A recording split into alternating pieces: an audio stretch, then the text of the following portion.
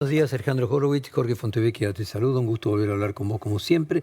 En la contratapa de tu libro vos te preguntás, ¿el kirchnerismo es una esperanza perdida? ¿El quinto peronismo que murió sin haber sido parido? ¿Pudiste respondértelas? Hola Jorge. Mira, responderla siempre es del orden de la tentativa, pero digamos que esa expectativa en la sociedad argentina existió. Fíjate que hasta hubo discusiones sobre si el kirchnerismo no era una variante propia del peronismo, al punto tal de que hay un peronismo supuestamente no kirchnerista y otro que sí lo es.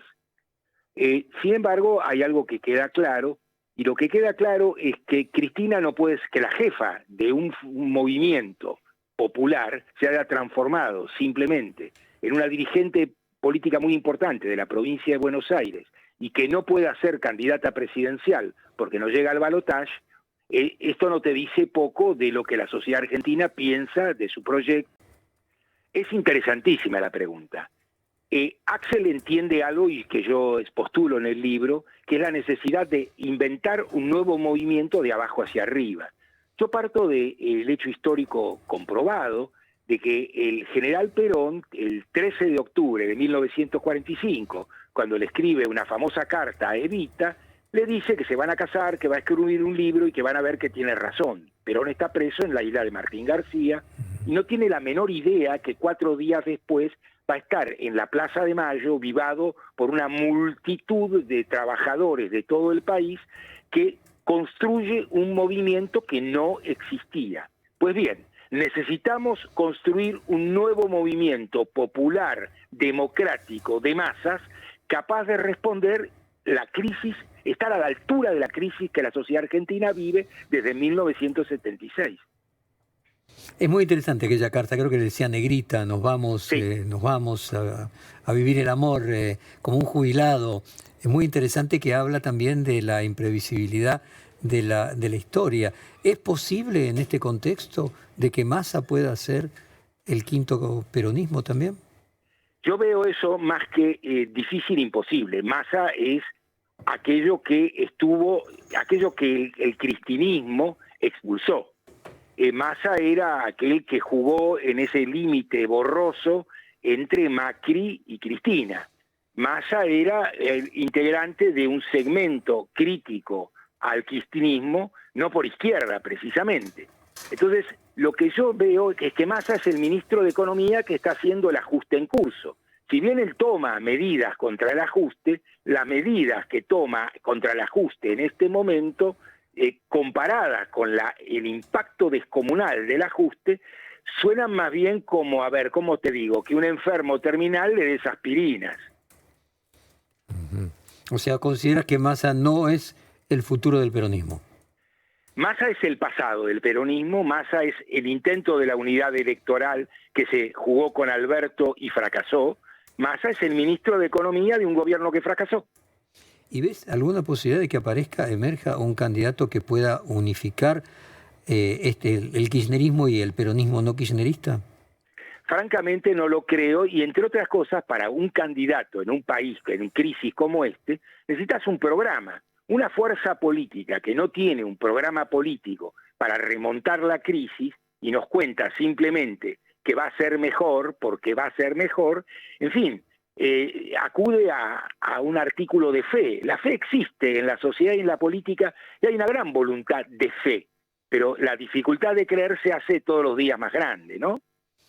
Alejandro, hace un año te entrevistamos acá en este mismo programa y vos dijiste que si el peronismo no tuerce el camino 2023 será de Milei y Bullrich, cuando incluso hace un año uno imaginaba que no era Bullrich sino era Horacio Rodríguez Larreta y Milei no parecía el Milei que hoy es.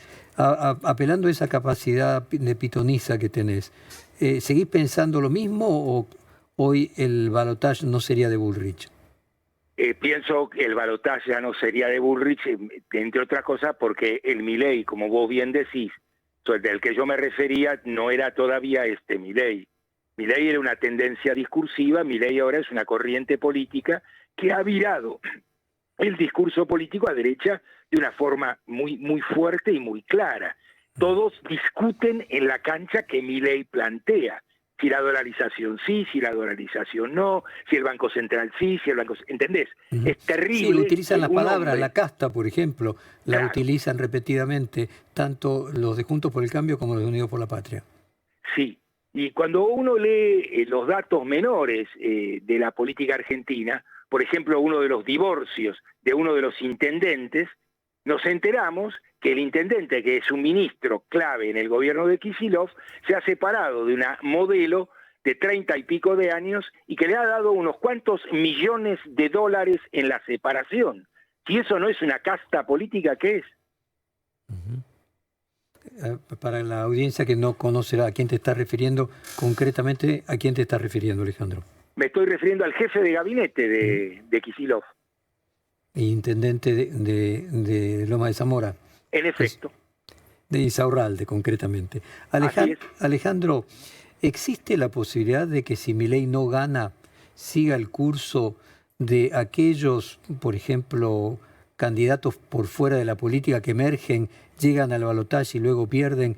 Y poníamos el ejemplo con un analista político en el caso del candidato que le compitió a Petro en la segunda vuelta en Colombia, 17 meses después, ¿no lo conoce nadie?